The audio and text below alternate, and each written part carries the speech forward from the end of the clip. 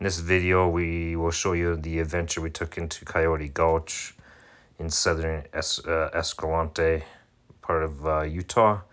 It has one of the best backcountry camp spots ever under Jacob Hamlin Arch. The view up through the grotto is amazing. There's several ways into the gulch. We ended up going through the crack on the wall, which drops you down a 700-foot sand dune down to the Escalante River. There are also other ways in, such as the sneaker route and Hurricane Wash, which we actually hiked out of. But first we stopped at the visitor center in Escalante, picked up some maps, got trail conditions and road conditions from the rangers, which I highly recommend. 40 Mile Ridge trailhead is reached by driving down the Hole in the Rock Road 33 miles, and then along the 40 Mile Ridge trailhead another 6 miles where there's deep sand, and it's recommended that you have 4-wheel drive. I have a separate YouTube video shown in this screenshot that I'll leave a link to in the description of this video that talks about Hole in the Rock Road in much more detail. One of the key stops is at milepost 26, which drops you off at Spooky and Peekaboo Gulches, which is about a 6-mile hike in length. That's awesome and lots of fun. Alright, now keep going, buddy. It's very narrow. After exploring Peekaboo and Spooky Gulches for a few hours, we headed further down the road south for another 6 miles to Hurricane Wash, where we dropped a few vehicles, as this will be our exit point in a few days. After leaving some vehicles at the exit point at Hurricane Wash, we headed another 6 or so miles further down the road, taking the turn off to the left down 40 Mile Ridge, past the water tanks, and eventually reaching 40 Mile Ridge trailhead.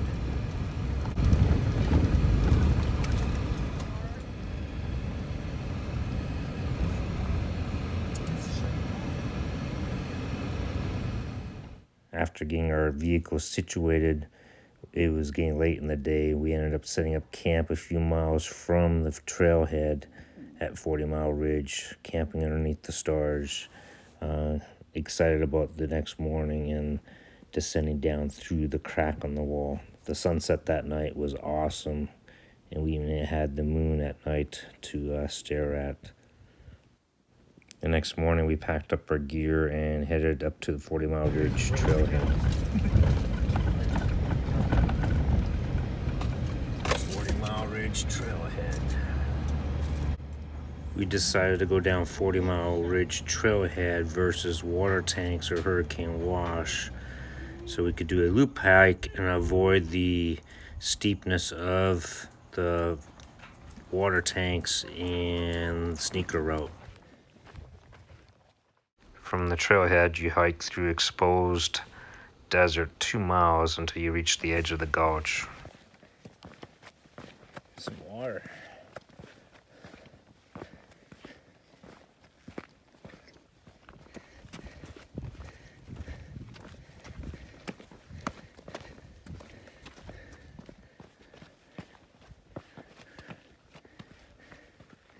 Alright, we stay away from the edge, right? After following the rock caroms, we reached the edge of the gulch. The crack on the wall is just off to your right, and you get a great view of Stevens Arch off to the distance from the top. The crack on the wall is a unique feature that allows you to descend down to the sand dune just below the top of the ridge.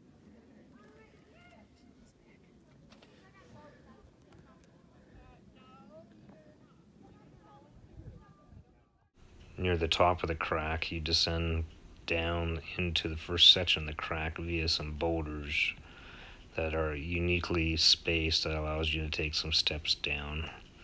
This upper section is fairly wide and allows you to carry your backpacks through. It's like a slot canyon. It is. We made it. And we got this mess here. Huh? You gotta get through that next crack. There's another one? Yeah. You're halfway down. The upper sections of the crack on the wall, you're able to transfer your backpacks through until you eventually reach a section of the crack on the wall that begins to get too narrow to carry your backpacks further, requiring them to be lowered over the edge. You gotta get in here, buddy. It is pretty darn narrow. It's not that narrow. The lower sections of the crack on the wall gets very narrow, requiring one to squeeze through without any gear.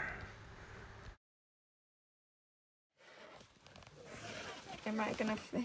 I don't know, that's pretty narrow. I don't know if I'm gonna fit. That's pretty narrow. Can I fit? It's pretty close.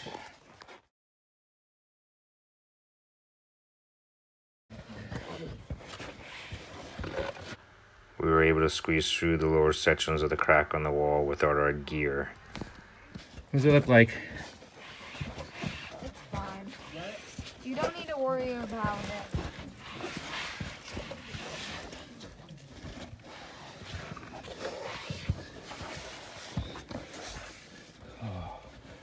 Yeah. I probably are gonna be on my foot, but you got a big.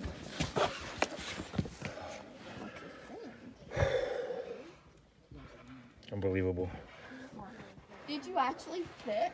Yeah, I fit. After traversing the lower sections, we were able to look up and see the high elevation we dropped from down to the top of the sand dune. We then began to lower our packs with a 35-foot rope.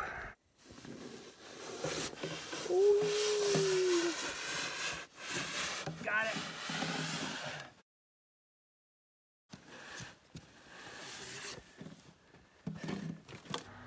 After gathering our gear from higher up via the rope, we began our descent down to Coyote Gulch in the Escalante River, some 700 feet below in elevation. You could see Stevens Arch off to the distance as we descended.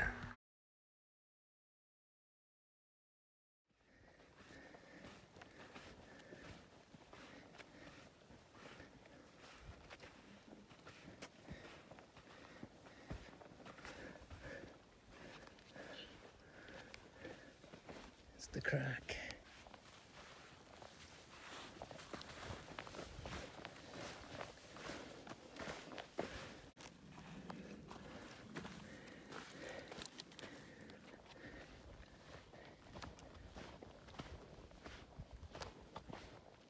The descent down was easy through the loose sand, but I wouldn't want to be coming back up this way, as it would be a serious leg burn.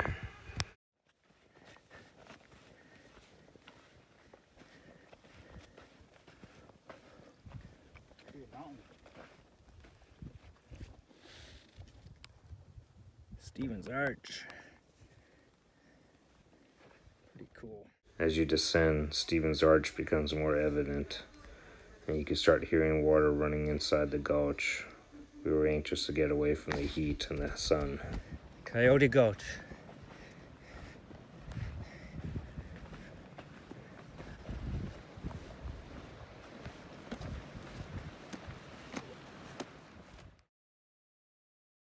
Get water, buddy.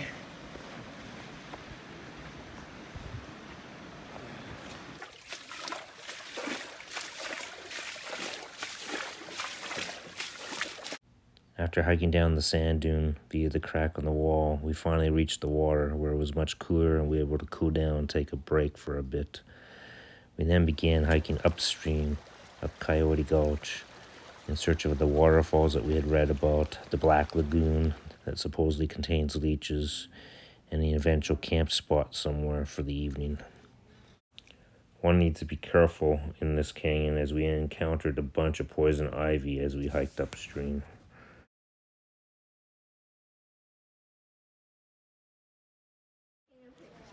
Lots of poison ivy.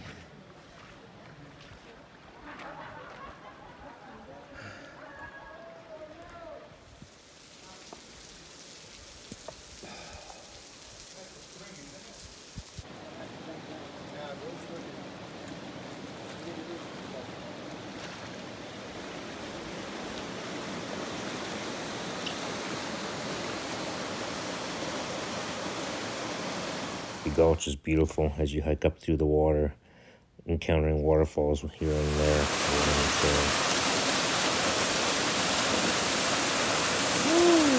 There are a few sections within the gulch that were challenging to get around, especially around the waterfall we found. We had to climb the bank on the left side as we headed upstream, requiring my daughter to remove her backpack in spots.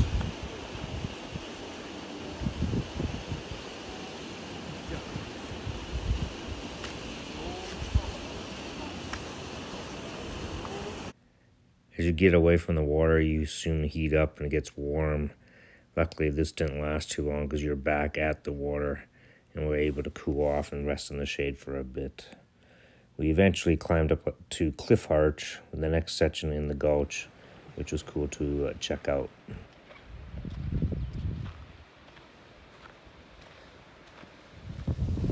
As we climbed further up into the gulch, we encountered a Canadian goose that seemed to have made the gulch his full-time residence, as he had a damaged wing and could not fly north. After watching the goose for a bit, we continued on, heading up, looking for this black lagoon that we had read about. Lagoon's up there, next to this mass of cottonwood, but you gotta hike in there a ways.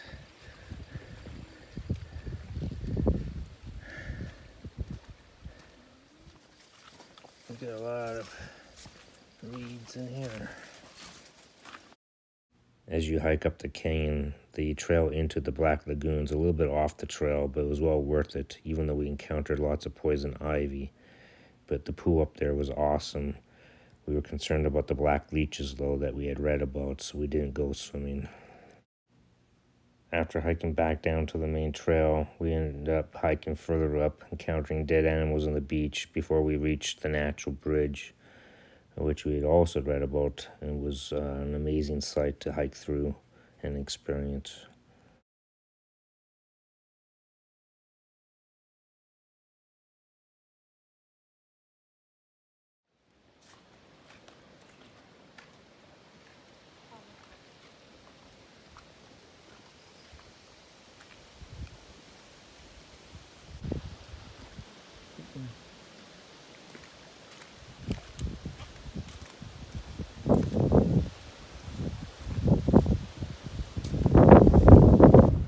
Continue our way upstream, passing through a narrow section of the canyon that we had visited 6 months earlier. At that time, it was fairly deep in water. Today, it was just around a few inches deep. We then entered the section known as Swiss Cheese Falls. It has a bunch of pockets of water that were cascading down from one pocket to the next.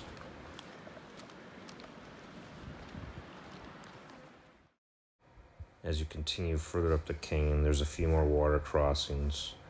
The trail is actually much more worn in this area as you get more trail traffic coming down from Jacob Hamlin Arch.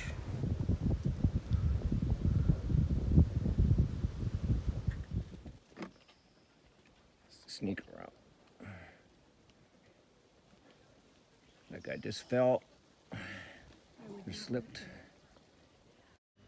One of the popular ways out of the canyon is actually known as the sneaker route, which is a steep climb up out of the canyon near Jacob Hamlin Arch.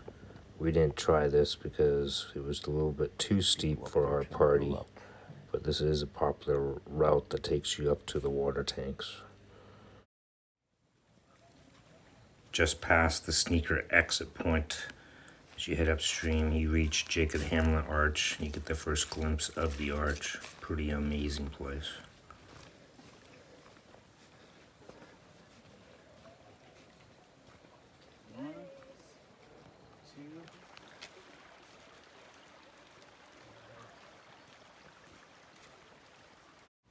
We stopped and took a few pictures of the arch from the downstream side prior to heading upstream around the huge grotto where there's a nice beach to camp at.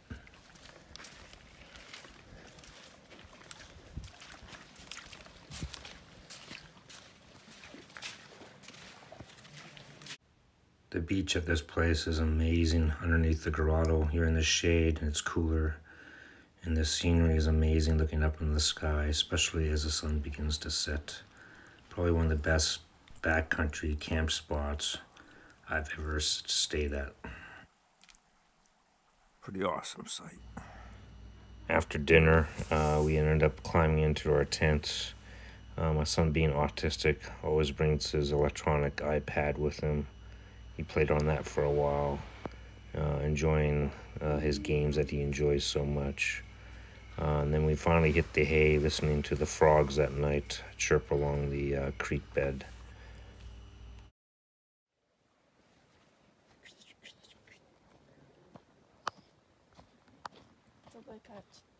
Oh, we slept underneath that last night. That was pretty cool.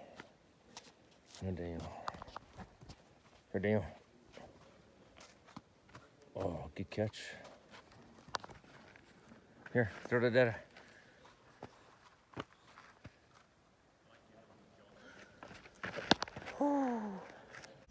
After waking up, I am playing some catch with my son and enjoying the sunrise and the different shadows within the Jacob Hamlin Arch area of the canyon. We began our hike out via the Hurricane Wash route instead of the sneaker route, as I mentioned earlier. It's just a much easier route for folks instead of having to deal with the steep cliffs at the sneaker route. We were anxious today actually to get out via Hurricane Wash to meet up with our vehicles and do the shuttle thing back to 40 Mile Ridge trailhead to get our other vehicles. So we continued our hike out fairly fast, crossing the many water crossings in the lower parts of the Hurricane Wash trail. The first few miles heading upstream from Jacob Hamlin Arch, there's a bunch of water crossings with thick vegetation. One of these water crossings, I actually slipped on a large boulder into the creek, got my pack wet, so one needs to be careful. The vegetation is also extremely thick in here, and we actually encountered a rattlesnake, a baby rattlesnake, up against the cliff wall that you'll see here shortly.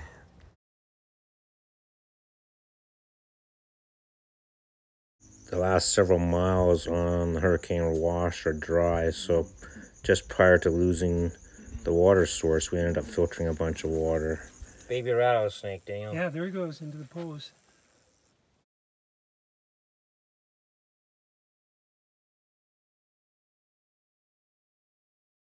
After encountering the snake and the heavy vegetation, we were excited to leave the vegetation behind and get out into the desert.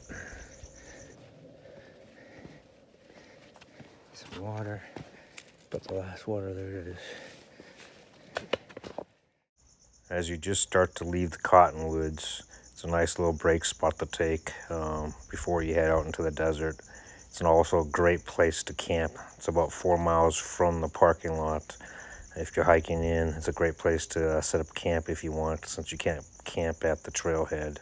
My son and I had camped here 4 months earlier when we were checking this place out and scoping out the trail.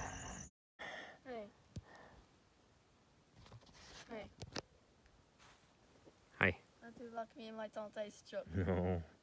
What you got going on in there, Daniel? Get your phone? What's your phone at? Very red. Battery's red, and you got your ball? Yes. And we're charging it? Not too lucky me like Dante's truck. What happens if you do that? Battery go dead. Battery would go dead. We'd be stuck out in the middle of the Grand Escalante. 34 miles down a dirt road on Hole in the Rock. Can't go home. Yeah, you can't go home. That would be a bad place to be stuck. It'd be bad. That would be bad, yeah. Can't get home. After resting and taking a break in the shade of these cottonwoods, we made sure we were hydrated, had plenty of water, and we headed up the trail the last 4 miles.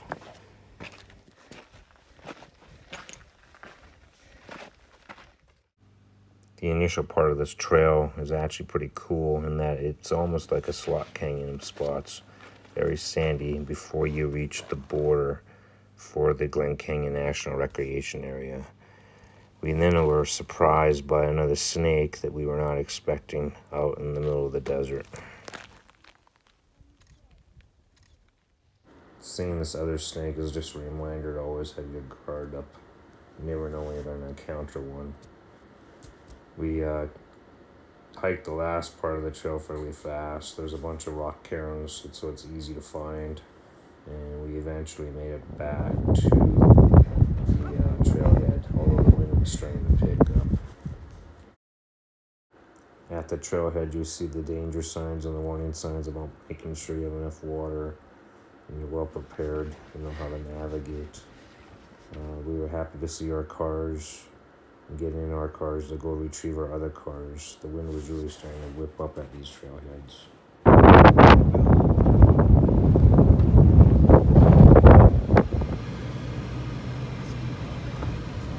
After reaching the trailhead and collecting our other vehicles at the other trailheads, we headed back down the Hole in the Rock road. That road's a pain to drive, but it takes you to some amazing places. Hopefully you found this content useful. If you like this type of content of adventure, backpacking, camping, please consider liking and subscribing to our channel.